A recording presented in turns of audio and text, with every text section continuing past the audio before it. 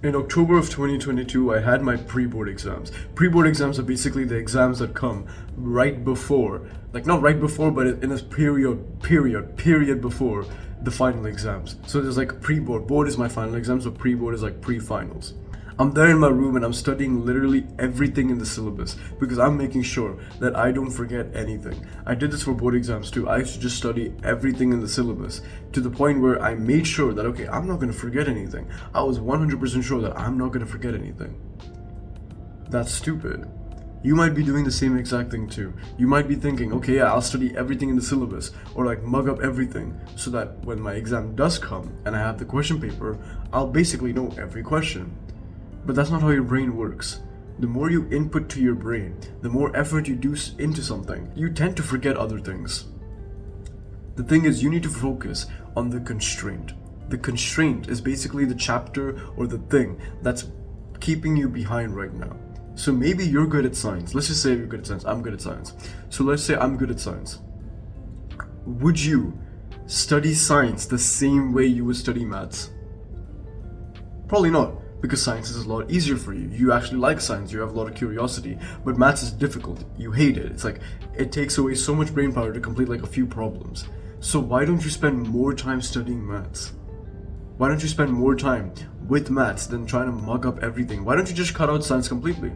What if in the last 2 weeks, you studied science maybe twice? Because if you're really good at science, you probably could learn everything in like 2 or 3 days. Let's just be completely honest. If you really completed everything in like school days and everything, you studied every chapter, you have all the notes, you only ever need 2 or 3 days to actually learn what you need to learn, if you're curious about it. But because you're not curious about math, you actually need to like put more effort. So why don't you do that? You might be already doing this. You might be like, okay, I'm studying maths today and tomorrow and day after tomorrow, which is good. I'm glad you do that. But why don't you just increase it by sacrificing one entire subject? This sounds like bad advice because I'm telling you not to study a certain subject. I'm not telling you to do that. I'm saying sacrifice it for most of the days, and then on a few days you study it. Because chances are you're splitting it up evenly throughout the days and the weeks. What if you just cut it out completely? What if you could go an extreme with this? There's a few chapters in a certain subject, let's just say science, there's a few chapters that have like 2 or 3 marks. What if you just don't study them at all? What if you sacrifice those 3 marks so that you could get more marks in maths, which in the end would increase your total percentage anyway? I'm using maths and everything as an example. You just gotta like replace it with the hard subject that you have. So maybe it's accountancy, maybe it's some other subject that you don't, that's really difficult for you. I'm just using maths because I was like shitty at maths. Why don't you do that? That sounds like a risk, but if you really zoom out, it's actually a pretty good idea. Why don't you sacrifice a certain chapter from a subject that's easy for you already, so some 3 mark or 4 mark chapter from science, so that you have more time, more brain power, more bandwidth in your head, so that you could study maths a lot better, which in the end, if you got good marks in maths on the harder subjects and the harder chapters, you would anyway get your higher percentage up. So in a weird way, by removing a science chapter from your study list, you're actually gaining more grades, because in the end the harder subject will usually give you the most marks, or like it's the same marks, but then since you wouldn't have time to study that subject if you study the small chapter here, by removing the small chapter you actually have more time to study this chapter from the harder subjects, and you'll get better marks in the end. I'm sick. By the way, I have these balloons. It was my birthday yesterday. When I'm recording this will be my birthday. I'll probably upload this a few days after. So you need to figure out the constraint. This is a life lesson. You need to figure out the constraint in your life and then improve it. Maybe it's like your fitness or whatever, but this is you could use this in studying too.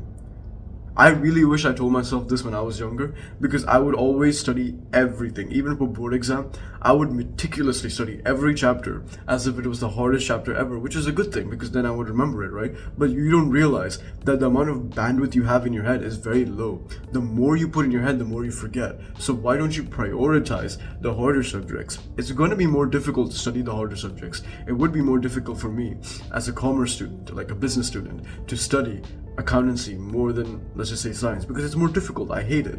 Some kids hate math. It's going to be more difficult for them. But we never wanted life to be easy. We wanted life to be hard so that the rewards are better. Because usually when life gives you pain, life gives you hardship, you get higher rewards, you get comfort after you do that.